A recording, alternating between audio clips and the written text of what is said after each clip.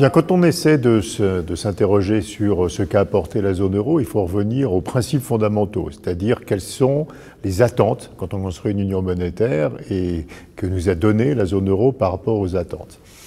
Il y a une première attente qui est que, et c'est la cause fondamentale pour laquelle on construit une union monétaire, c'est qu'on attend une meilleure circulation des capitaux.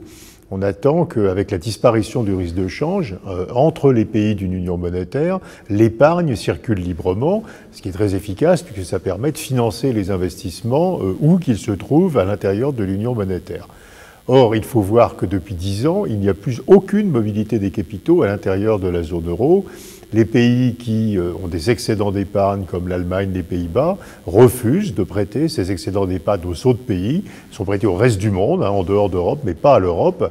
Et ceci est un problème majeur parce que ça prive la zone euro de la première raison fondamentale pour laquelle on construit une union monétaire. Et donc, il y a une réflexion très importante à avoir qui est celle sur les moyens pour ramener la mobilité des capitaux entre les pays de la zone euro. Il faut que les pays où il y a trop d'épargne aient suffisamment confiance pour qu'ils prêtent cette épargne aux autres. Ce qui, évidemment, suppose que les projets d'investissement qu'on leur propose soient de bonne qualité, que les banques dans les autres pays soient en situation financière suffisamment solide. Mais ceci est absolument central si on veut que la zone euro ait une efficacité économique quelconque. Le second sujet qui est bien connu, c'est que lorsque des pays forment une union monétaire, il faut coordonner les politiques qui, et je vais utiliser un langage affreux d'économiste, génèrent des externalités sur les autres pays, c'est-à-dire les politiques économiques qui, menées dans un pays, modifient l'équilibre économique des autres pays. Or, ceci n'a jamais été réalisé.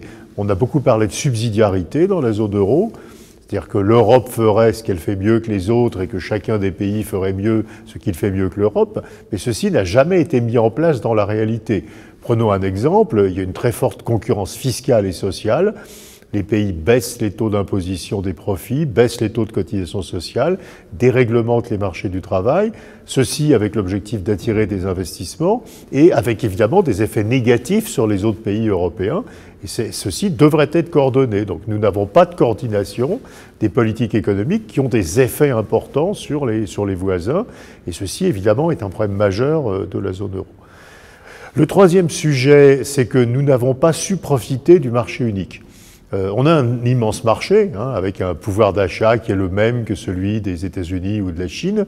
Et cet immense marché n'a pas su faire apparaître des grandes entreprises dans les industries du futur, ce qu'on a au contraire aux États-Unis et en Chine. Il n'y a pas en Europe de grandes entreprises de l'Internet, il n'y a pas en Europe de grandes entreprises des nouvelles technologies.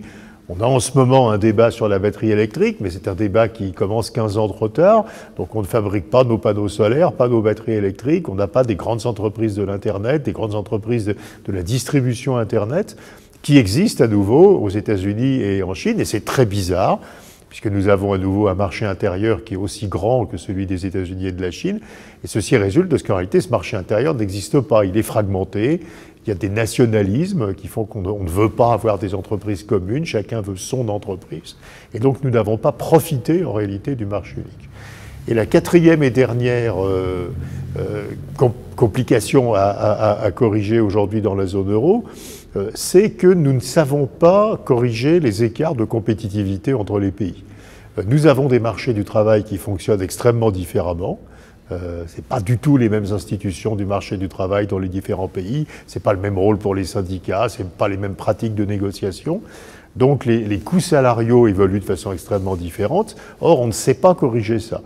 La seule façon de le corriger, c'est de faire ce qu'on appelle une dévaluation interne, c'est-à-dire de baisser les salaires, pour parler concrètement, ce qu'ont fait les Espagnols depuis 10 ans, mais c'est extraordinairement coûteux en demande, en emploi, et c'est une technique que les Français et les Italiens, par exemple, refusent absolument d'adopter.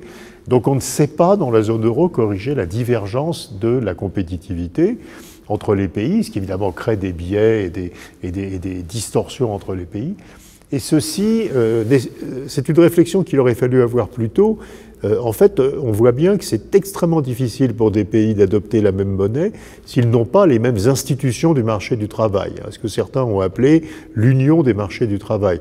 Si les institutions du marché du travail sont très différentes, on aura cette divergence des coûts salariaux et donc une divergence extraordinairement compliquée à corriger des positions compétitives des pays. Voilà, donc je crois qu'il faut revenir à la microéconomie. On ne fait pas une union monétaire pour des raisons macroéconomiques, on l'a fait pour des objectifs d'efficacité microéconomique, essentiellement, je l'ai dit, en profitant de la mobilité plus forte des capitaux, en profitant de la présence d'un grand marché, et ceci, nous ne l'avons pas, et nous ne savons pas non plus faire la gestion macroéconomique de la zone euro. Nous ne savons pas gérer les écarts de compétitivité, nous ne savons pas gérer la divergence et la concurrence entre les politiques fiscales et sociales. Donc on a un énorme travail, et je crois que cet énorme travail résulte quand même en partie d'une absence de réflexion, au moment de la confection de l'euro, sur les conditions d'efficacité de cette construction.